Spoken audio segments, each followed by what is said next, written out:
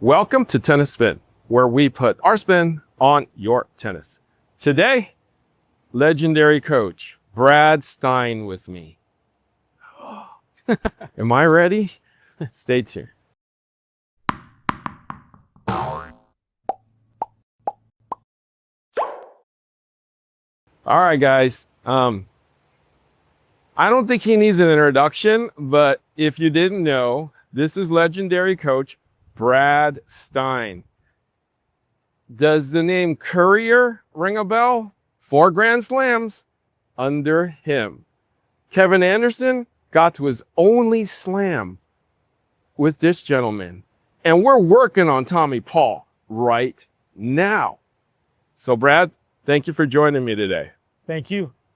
All right, so I want to start way back in your career when you were a player. When was that? Let's go college. I don't want to go 5 years old. Okay, let's go college playing career. Now, when you were playing, what did you learn in those years that made you the great coach that you are? Man, it's a good question. I consider I played 2 years of junior college tennis. Mm-hmm. Back in the days when junior college tennis was actually very, very, very strong.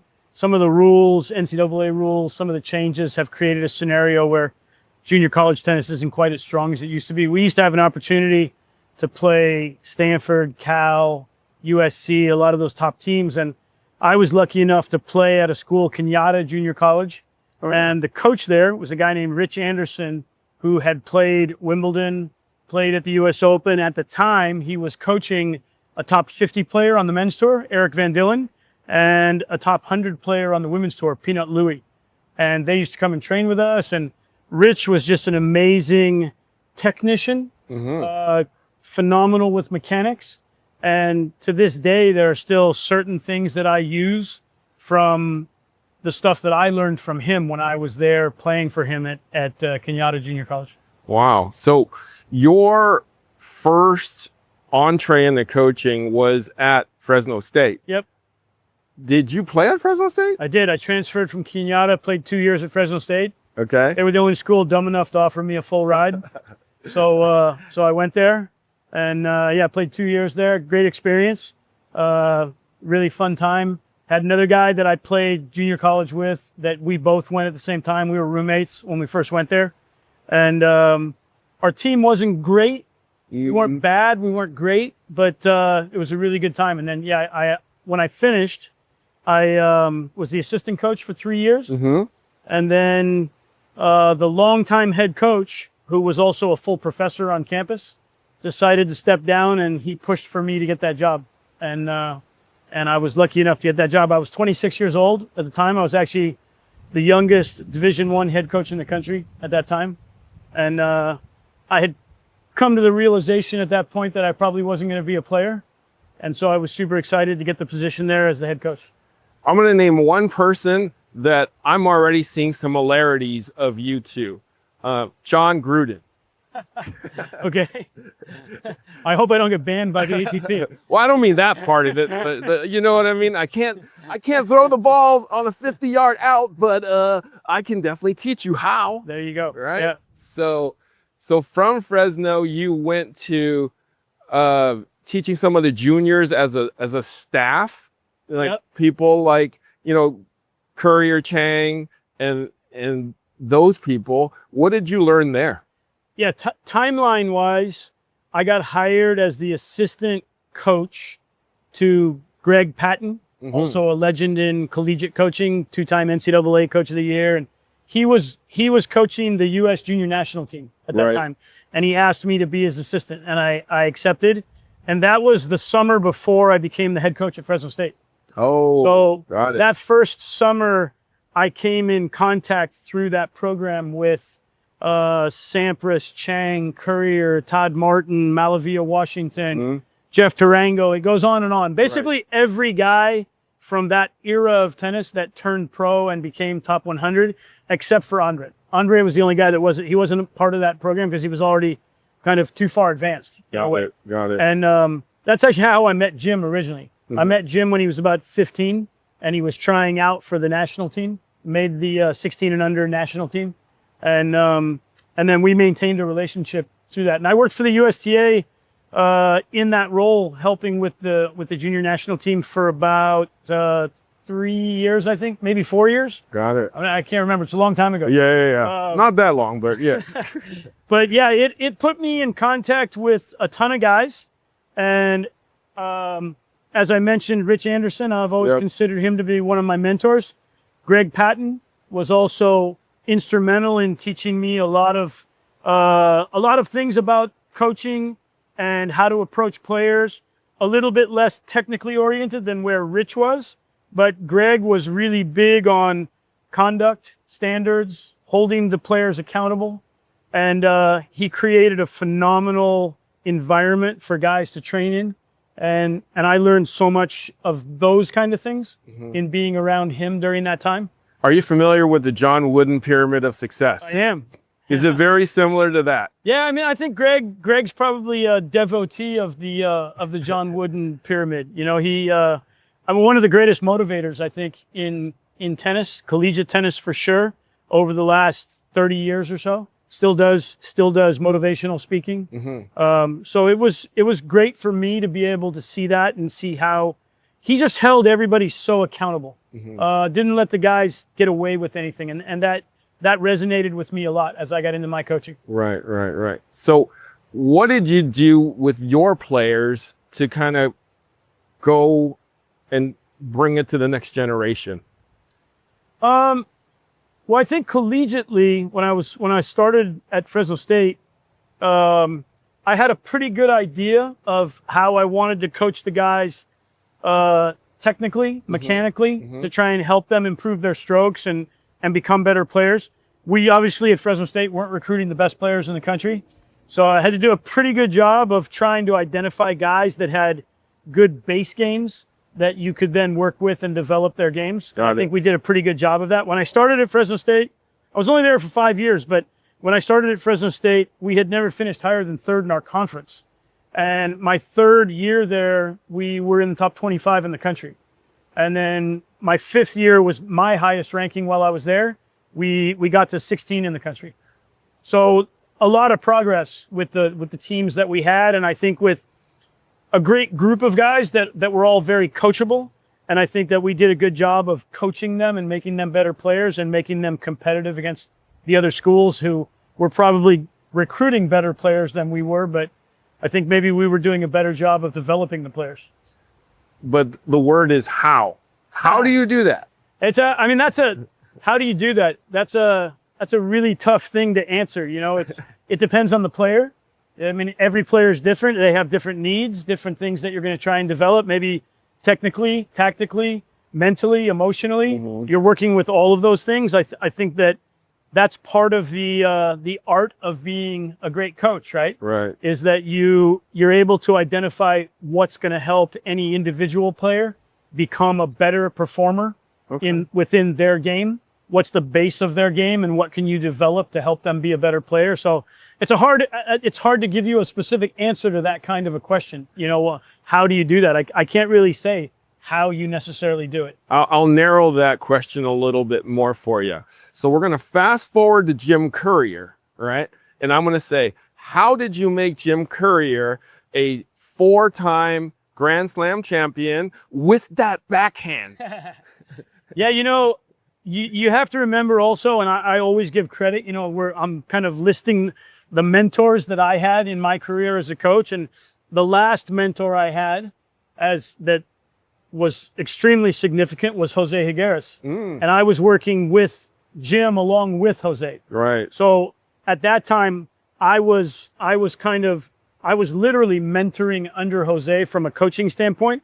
I was doing all the traveling, the majority of the traveling. And Jose was really setting a plan for us as to what we needed to do. And the first thing, it's funny because you mentioned Jim's back end, but the first thing that Jose, you know, made us sit down and commit to doing was developing a slice backhand for Jim. And he made us all agree and commit to the fact that we would hit slices for 10 to 15 minutes, dedicated attention to hitting slices every single day, regardless of whether it was a match day, not a match day, won, lost, whatever it was, that we were going to commit to working on slice backhands every day.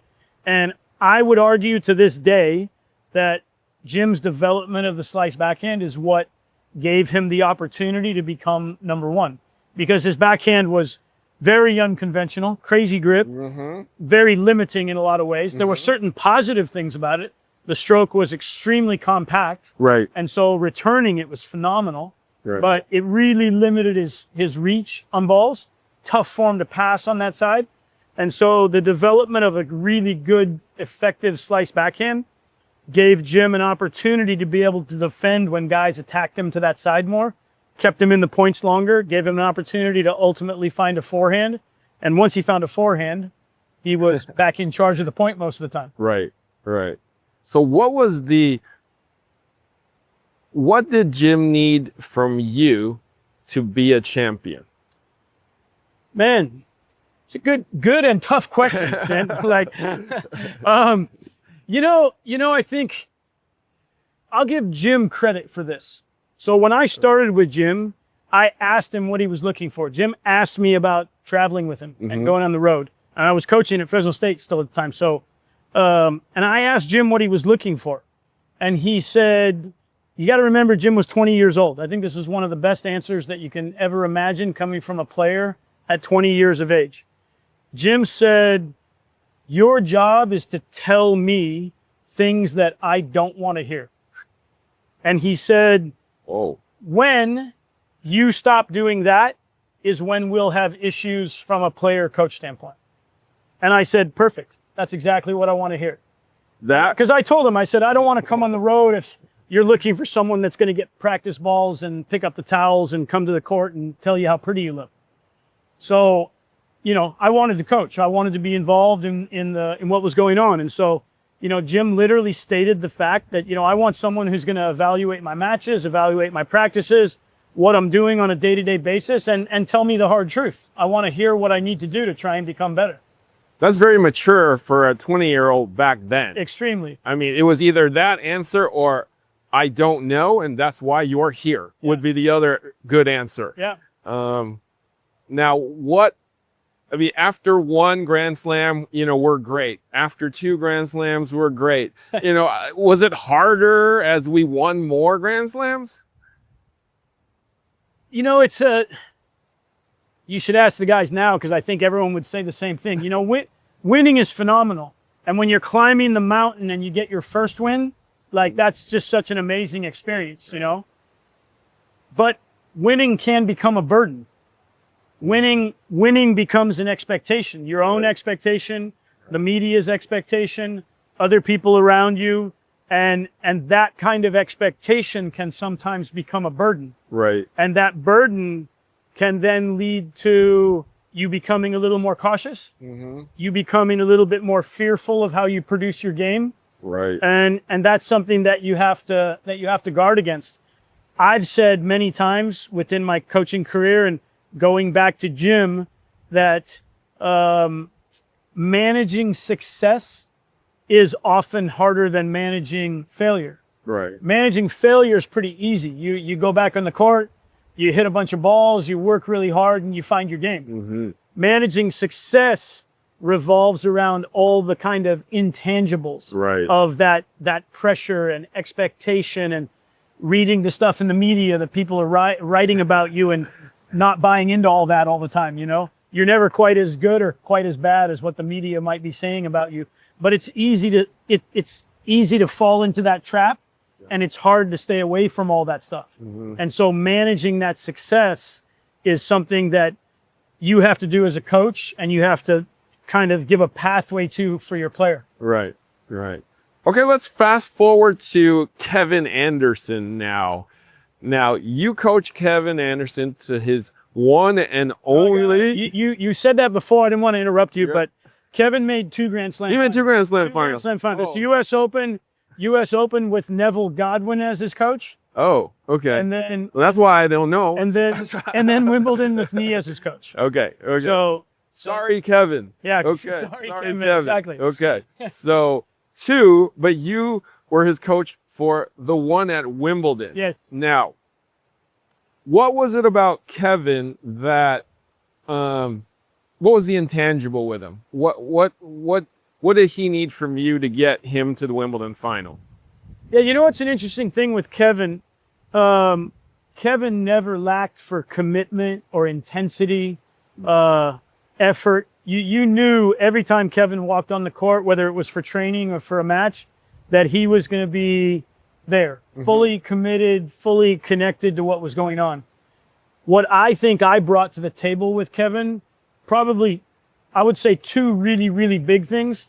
I literally coached Kevin on relaxation. Oh. During practice, during the matches. Kevin tended to be a very high-strung, kind of high-taught guy.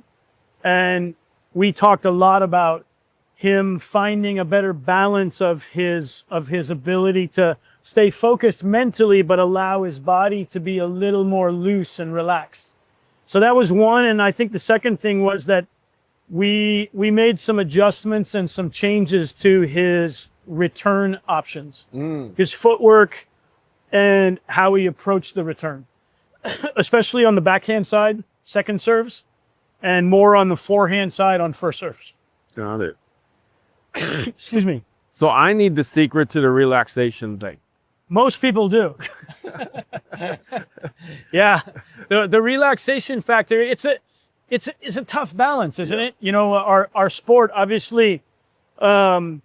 We're one of the most, I think, along with golf, we're the most technical sport there is. You know, the mechanics of the swing, the grips, all that. And we both also afford a lot of extra time to the players to let your mind take over and mess you up. Exactly. Before you're gonna start the next point or the next shot. And so actually being able to control that, being able to find a way to create a sense of relaxation in the body, is an enormous skill that you have to try and develop as a player. Did he? Where did he find the Zen from? You know, I mean, he had a sports psychologist that he was working with, so I'm not taking all the credit. But I think the combination of the two of us, you know, gave him a lot of commitments, a lot of interests. It's funny that you say, where did the Zen come from? I like to think of myself as a bit of a junior Taoist. I'm more of a Taoist than a Zen Buddhist. So meditation. I take some quotes from some different books that I've read that are based around Taoism, and you know, I would send quotes to Kevin, talk about those things. I mean, in practice, once we started that approach, I would come to him all the time and be like, you know, Kev, look, I can see the tension in your body. I can see the muscles in your forearms like sticking out. Like, can we just get a little bit more sense of relaxation in what we're doing? Yep. And so I would constantly be on him and reminding him of those things, you know. And then his sports psychologist had key things that we used to say to him on the court that were also designed towards calming him down and getting him to be more relaxed. Even our box, I always remember that the sports psychologist told me one time, our job within the box, everybody, not just me, but was to support, but not to excite. Because she used to say the more you would get Kevin excited, the more he would tend to get a little tense. Got it. And that's the single biggest thing we were trying to avoid. Okay. You throw into that the fact that he was one of the best servers in tennis. For sure. I mean, he had that for sure. Unbelievable laser beam backhand, and he was a phenomenal competitor. So add all those into all the other stuff we're talking about, and you come out with a guy that, you know, made 2 Grand Slam finals, got to 5 in the world. Pretty good player. And you just showed me the Phil Jackson in you. I like this. I always call myself the Jeff Van Gundy of tennis. So you're giving me a couple extra ones. I mean, to be compared with Phil Jackson is pretty good. Hey, I wish I had that many rings. You just gave me examples of Phil, so I get it. So I'm getting those vibes from you. Now we're gonna move to the current. Now you have Tommy Paul. Tell me about working with Tommy. Tommy, we haven't had to ask to relax. Tommy's pretty loosey-goosey. I've actually, when I first met Tommy, and before I was working with him, when he was still in the juniors and I was helping out again with the USTA, I said to Tommy, and I've said it to him since we started working together, that his greatest strength was also his greatest weakness. The fact that in the face of great pressure and or adversity, Tommy tends to be very loosey-goosey and relaxed. And that's a good thing sometimes, and sometimes it can be a bad thing because he gets a little almost too loosey-goosey. And then sometimes he makes bad decisions. I think one of the biggest things we've been able to do with Tommy is find that balance in kind of the other direction, where it's Tommy trying to stay a little more focused, a little more intense, obviously not creating a sense of tension. I always want him to stay loose. I tell Tommy sometimes if I recognize that he's getting a little tight, which I think the majority of people that would watch Tommy would say, like, when was he getting tight? Like, we never saw it. Because he doesn't show it very much. But when you see a guy on a day-to-day basis, you recognize those things. And I'll yell at him sometime, I need Tommy Paul. Like, give me the Tommy Paul. Because Tommy Paul's he's pretty chill and relaxed, even on the court.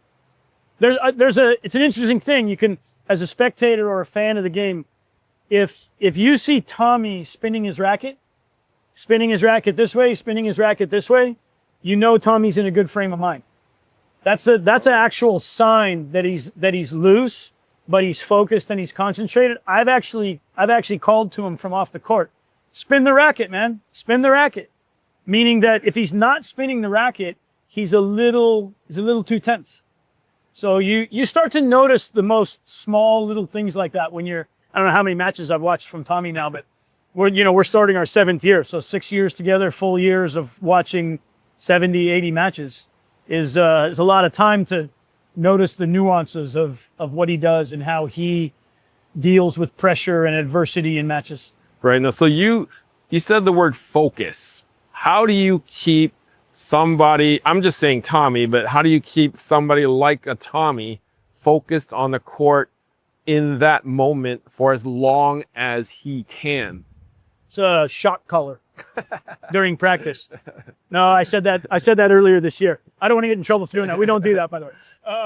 No, it's it's again, I think it's the power of observation as a coach, knowing your player, trying to create longer and longer and longer periods in practice of maintaining that focus the way you want it to be. Also recognizing that, okay, when we started in 2019, Tommy was very up and down with his focus.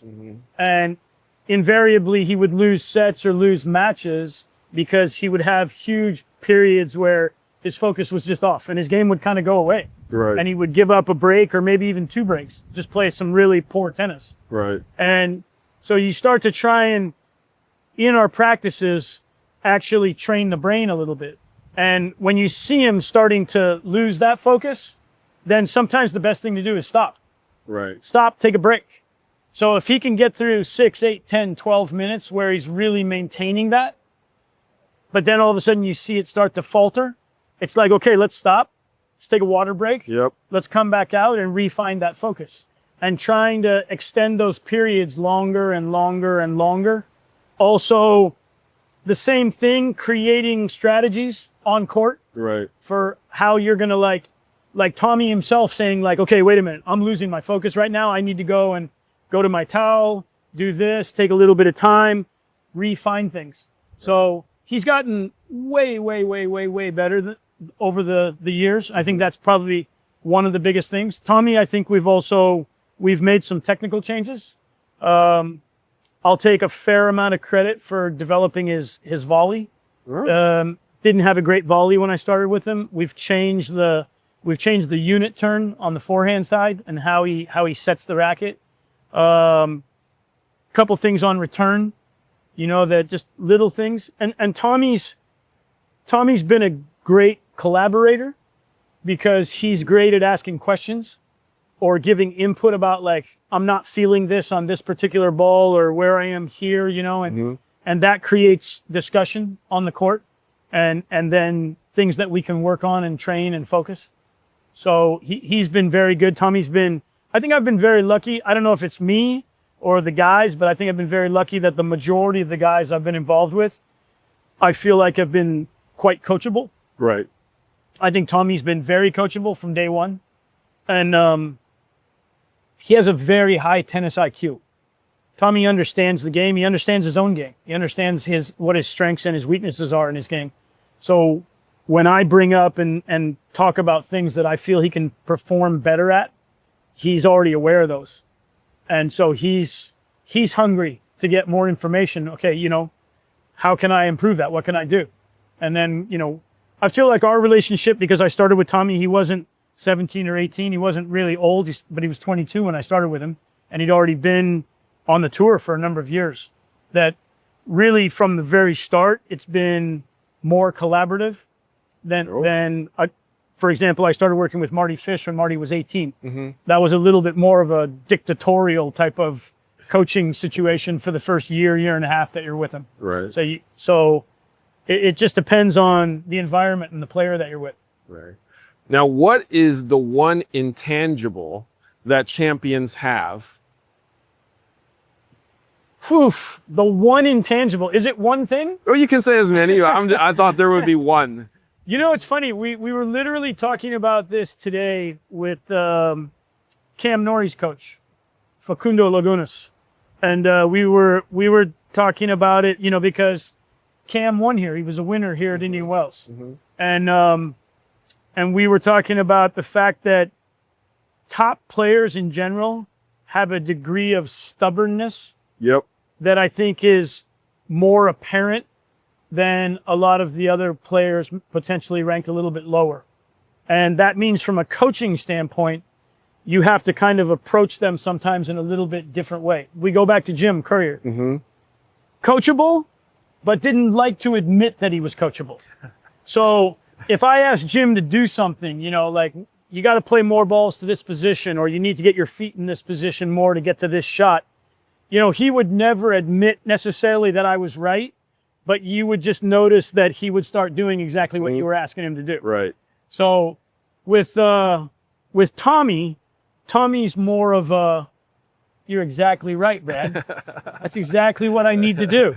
So it's kind of funny how you know, same thing, different personalities, different approaches to those things. But I think that, yeah, from a coaching standpoint, the stubbornness that comes with the top players revolves around the fact that they've been successful through the vast majority of their tennis, even going back to, you know, playing as young kids, being successful doing those certain things. Right. And so sometimes you have to try and cajole and convince them and get them to feel that what it is you're asking them to do is actually their idea. Right.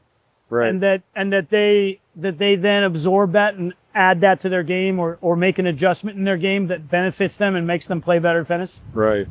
It's like raising a child. Coaching professional tennis is a lot like parenting. It really is. All right, let's get into some fun stuff with you.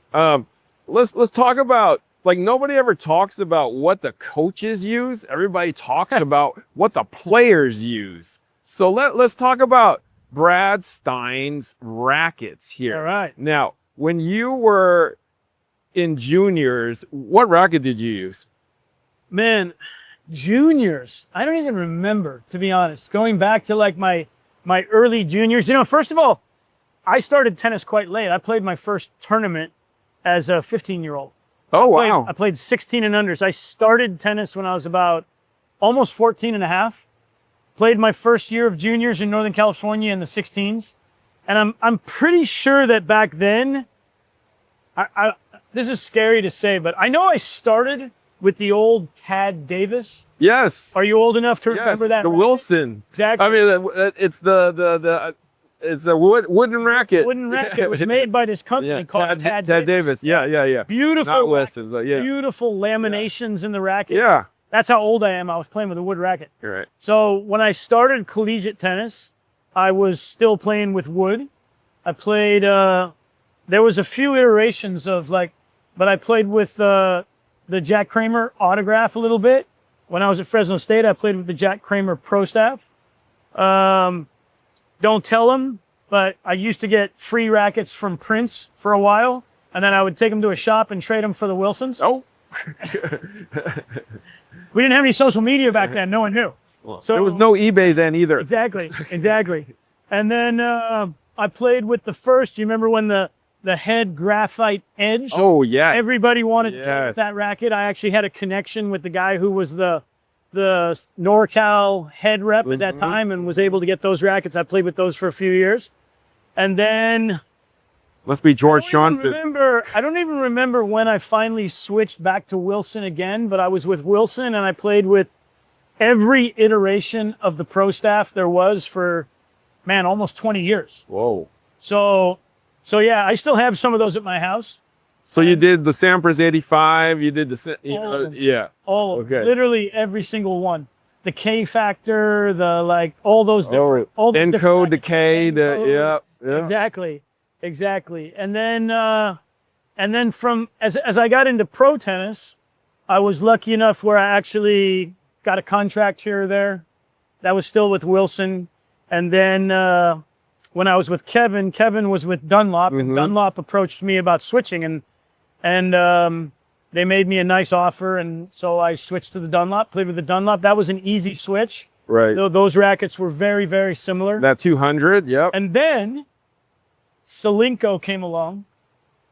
Oh, what's in the bag there, Brad? And they offered me, let's see, you want this one or oh, what is that one? Oh, what is that? What is that? Is it a blackout? This one is what I'm currently playing with. So the Solinco version 2 whiteout. And with the confidential soft. Yes. And half gut. I wish you guys made gut. Oh, you go This gut is main. Kevin, if Kevin's watching, this is Kevin Anderson's gut. Oh. When Kevin and I stopped, I had about 15 sets of gut in my racket bag. He never asked for it. I never offered to give it back. That's probably enough to last me the rest of my lifetime for how I break strings now. So yeah, that's my setup on my racket. How tight do you go? This racket, switching from the Dunlop that I had switched to from the Wilson, was also an extremely easy switch. I think this is a phenomenal player's racket, great feel. I like a racket that you actually have to do a little bit of work with. Right. It's not, this isn't, I wouldn't say this is a racket that generates its own power a lot. You actually have to swing the racket a little bit, but I like that. I string this at 48 pounds both ways. 48? Yeah, okay. and I'll tell you why I string it at 48, because I know for the confidential, that's probably a little bit tight. Not overly tight, but a little bit tight. But I just don't break strings the way I used to. So this is going to be in here for 6 months or more, and by the time, within a month or so, it's going to be playing at about 42, which is perfect. So that's basically my setup. Have you always played low tension? You know, I mean, back in the olden days when I was playing with the Wilson Pro Staff, the wooden one, with a racket head that was, I don't even know how. 80 or 75. 75 square inches. We used to string those things super tight though. Yeah, 75 pounds. It didn't make any sense that we played with such a small head. There was so small spaces in between the strings, and we would string them super tight. I used to string 65 back then. Yeah. That was my go-to tension all the time, was always 65. So for me, because I've been in the game for such a long time now, that it took a little while to get used to the poly strings, stringing the tension way down to actually get the playability more from the string. Right. So, but now I love it. When I first string them and they're fresh at 48, and I hit, I actually love the feel of it at a little bit tighter, but I know that I'm better off with it being a little bit looser. So once I break it down a little bit and it gets down to that 42, 43, that's probably pretty ideal for me. Right. Got it. I'm not a spring chicken anymore. But that racket makes you a spring chicken. I need a little help from the strings. So, yeah. And I personally, you know, Tommy's not a white racket fan. What? He doesn't like the white rackets. I love the white camo on camo with the camo bag. Yep. You guys, you know, Solinco sent me this one, which is a stealth bomber. Yes. little prototype. I don't know exactly what you guys are trying to do with it, but I hit a few with this and it feels great. Okay. But Tommy told me the other day when I came out with the black racket, he said, Brad, just want to let you know you look way more professional with a black racket. So, but I like this one. Yeah, I'm hearing this is in test phases right now, Yes, and it may exactly. not be in black final cosmetic. I can imagine. You never know what it's going to happen, but yeah, so happy that Solinco, you know, I know they were trying to do rackets for quite a while. Yep.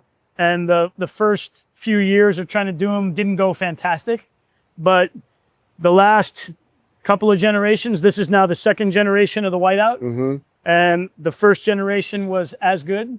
This one's maybe even a little bit better. And they've really found the mark with the rackets now.